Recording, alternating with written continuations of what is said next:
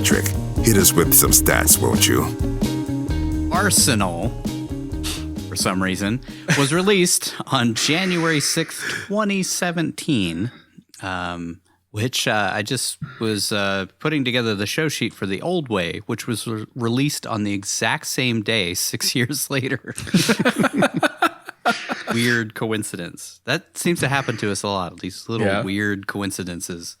What are the odds that I would just choose two movies in a row that came out on the same day 6 years apart? Yeah, that happens to me all the time. Tons of coincidences. So it's because I'm on the show. Yeah, well, I mean, could be, it's all simulation, man. Yeah, it's fate. It's fate.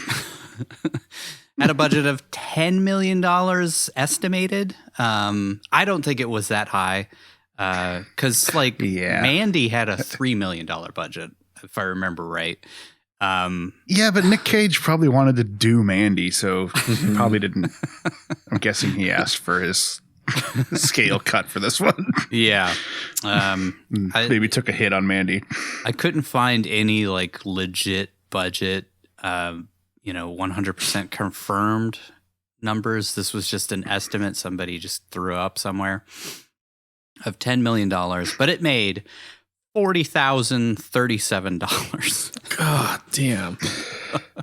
I want that budget to be true now, so this can be the biggest flop that we've had. Yeah, it would this one would be by far. Though I think Deadfall was pretty expensive, and it only made $18,000 or something like that. Okay. That's fitting. This, they go. They really are sequels to each other in many different ways. It was directed by Stephen C. Miller, who, according to the commentary on the movie, is a real sought-out director that everybody loves to work with. But he's done mostly horror. He did a movie called Silent Night, which is a remake of the 1985 Silent Night movie. I don't know if anybody in the world ever saw either of those, but Deadly Night. That was the one that's a different one that just came out. Was that the one last year, or was that a different one? Yeah, the one with David Harbour. Hopper, yeah. Oh yeah. Where he's that's Silent Night, Deadly Night. I think it's just called Deadly Night, but yeah, Deadly Night. It's a hidden sequel to the Silent Night remake. Very hidden. Yeah. Both films. Malcolm McDowell battles a murderous Santa Claus in that movie. Oh, in case you're ever in the mood for whatever that is. I would rather watch that. Alex Delarge from Clockwork Orange battling Santa Claus. That's awesome. He also did Extraction, which is part of Bruce Willis's the beginning of his direct-to-video run of 40 films that he did from 2015 to 2023. He was doing his own Nick Cage thing for a while there. Now in hindsight, we know why, but he did an impressive amount of direct-to-video films, and Stephen C. Miller did a few of those. He also did this movie called Marauders, which I think kind of made its way into the zeitgeist a little bit. I don't know. I never saw it, but that one also had Jonathan Schaech, or however you say his name. Skeech, I think, or Skeek. And Adrian Grenier, they both worked on that, and a few other of the extras on this film are side characters. He also directed The Escape Plan 2, which that one at least I've heard of. That was Stallone, right? Yeah, he did. I saw the first one in theaters. Actually, I didn't realize there was a sequel. There's a sequel. Stallone? First one was Stallone and Schwarzenegger. Schwarzenegger, right? Yeah. I don't think Schwarzenegger's in the second one, but I feel like Stallone still is. Maybe not. Yeah, I don't know. I feel like they just got two big guys again and probably put them in prison again. Bruce Willis and somebody else from the Expendables. Some other wrestler. It was written by Jason Mossberg, who has written Arsenal, I've heard of that movie. Yeah. Also wrote $1, which is a CBS TV series with 10 episodes. What? No. Wow, I've never heard of that show. And a book called My Dirty California. Okay. That's it. That's his career. I've noticed that in this film, there's a lot of people who are kind of at the beginning of their careers. That makes sense. You know, I think if we knew the real budget, it would make sense. I'm guessing that this thing was maybe $2 million. We'll get into it in the quick facts, but it was shot in 13 days. So that explains a lot. It does explain a lot. Yes. Oh my God, that makes sense now. Yeah. He apparently shoots all of his films this way. He's kind of, it's like the new Roger Corman, where it's just like, let's just get together and shoot a movie in 13 days and hope it makes a couple bucks. And that's about it. All of these movies, kind of those Bruce Willis movies too, they all were just whipped out, super quick. Shot by Brandon Cox, who has mostly done music videos, recurring theme throughout the show. Did a video for Eminem, did one for Chris Brown. You still like that guy? And Linkin Park. I see a lot of similarities in those Chris Brown films. In this, a lot of beatings in this movie. Beatings. Yeah. He's really good at those. Allegedly. Yeah, allegedly. He shot a few of those Bruce Willis movies. Also shot Inconceivable, which is also a Nick Cage movie. News to me. Which my brother actually said that he watched, and Cage is barely in the movie. So, oh God, another one of those movies. Yeah. So, do we have to watch that one? Unfortunately, yeah. If we have to watch Jiu-Jitsu, we have to watch that. Inconceivable will be amazing in comparison to Jiu-Jitsu. So. Yeah, I believe it. So I would say Nick Cage's performance in Jiu-Jitsu is way better than this. Oh, yeah. He's actually present in that film. Yeah. And he shot a bunch of other stuff that I've never heard of. A lot of things on his IMDb, but I've never heard a single one of those things. Edited by Vincent Tabaillon. Tabaillon. I don't know. Tabaillon. Vincent Tabaillon. Baylor. I don't know. He edited Transporter 2, the first MCU Incredible Hulk, not the Ang Lee Hulk. The Ed Norton one? Did the Ed Norton one. Clash of the Titans, Taken 2, and Now You See Me, that magician movie.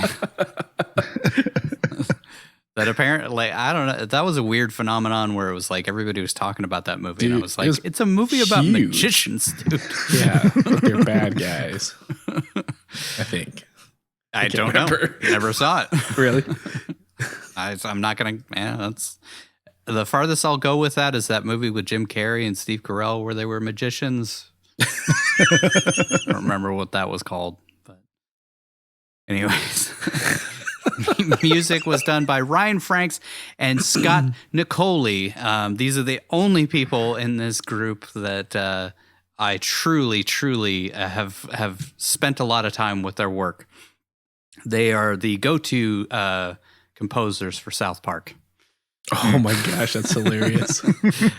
And for some reason, they really wanted to do this movie when they found out it was coming togetder. I don't know how you jump from South Park to this, but they thought, oh, this is clearly a comedy. Because they can say they did the score for a Nick Cage movie. Maybe. Yeah. I don't know. I mean, I would say one of the things that works in this movie, the very few things that works, is the score. But also it's kind of muted and just disappears. Yeah. Mm-hmm. There's nothing remarkable about it. It's just kind of there. But they've also worked together on such acclaimed films as Barbie Epic Road Trip, Hot Wheels City. Nice, my favorite. Barbie Princess Adventure. all the Kenner stuff, yeah. But they also did the South Park's games, the Fractured Butthole, the greatest name in video game history, the Stick of Truth, over 100 episodes of the show. Nice. And they also did the music for the Osbournes way back when. That's weird. Yeah. What a career. Interesting career. Kenner movies, South Park, the Osbournes, Arsenal. They leave that one off the resume. Yeah, don't tell anybody about that one. Ratings. Remarkably, this got a better rating than Deadfall. Though I will say Deadfall had a 0%, if you remember back. Yeah. True. This one got a 3%. Oh, God. So there was one guy, I think, who gave it somewhat decent marks. It was 3.3 out of 10 on 30 reviews. So Jeez. does that mean one person gave it a 6 or higher to give it a 3%? Right? Yeah. No, are you talking about Rotten Tomatoes? Yeah. I think that means 3% of the people gave it. So that could, yeah, you're right. Yeah, 3% of 30. 30 out of 30. Yep. One person gave it a 6 or higher. Somebody gave this a 6. Audience score is 17%. That's way too high. Yeah. Spoiler alert for the end of the episode. 17%. Metacritic 25%, which, as we've discovered, Metacritic is all over the map. I almost feel like we should just throw Metacritic out, but I feel like some people go by it. Yeah. It's because we've talked about it forever ago in another episode. It's a weighted score. Smells like doo-doo in here. I forgot to take the cat toilet out of the shot this time. Yeah, they're not sponsoring us, usually dude. always take it out now. Get out of here, dude. They won't sponsor us. I remember during the finale in season 1, I was like, talking about like what a great experience this has been. And there's like the cat just taking a shit right behind me the whole time. Some might say our greatest moment. That was the point when I was like, maybe I should take that out of the background. Anyway, so Metacritic weighted score, it goes by the famousness of certain critics and how much weight they have in the industry. It's just a weird scoring system. IMDb, though, I feel like is the most accurate out of all of these because it's the audience and there's like, thousands and thousands of views. And they gave it a 4 out of 10, which still seems high to me. Yeah. But there's some zany wackiness that I guess, this movie appeals to a certain kind of audience. But I don't know which. I can't say what that audience is or I'll get canceled. Yeah. Cinema score, A++. No, this didn't come out in cinemas. This did come out. They really paid for this rating. This did come out in the UK and I think the Netherlands and like one other place. I think it was New Zealand. In the UK, people would have mistakenly gone to it thinking it was about the football club. Yeah, exactly. Yes, exactly. So that's probably why they released it there. We can trick them. Oh, this is about the footy club. They're all Ringo Starr. Yeah. Get my tambourine.